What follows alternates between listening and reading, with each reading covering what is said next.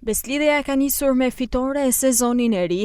Legjianët, të cilët janë një nga pretendentët kryesor të grupit A në kategorinë e dytë, fituan në transfert me Basanian fal golave të Ankansas dhe Arsit Krujës.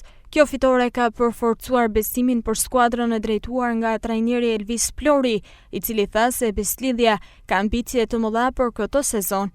Jam i kënaqur sepse ndeshja e parë nuk është vetëm për me tregu se kemi ndërtuar një ekip ose se fitu me 3 pikë, por është një domethënie e madhe sepse kur e fillon marrë, fillon pa stres dhe në merr ndeshjet me radhë, është diçka pozitive.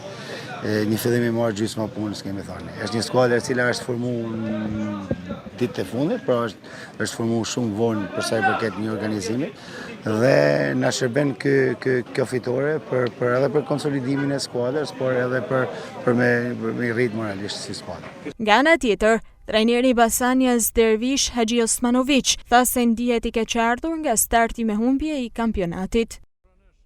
Ishte ndeshja parë dhe nuk e di çfarë ndodhi me skuadrën time. Kemi ndërtuar një skuadër të mirë për këtë kategori.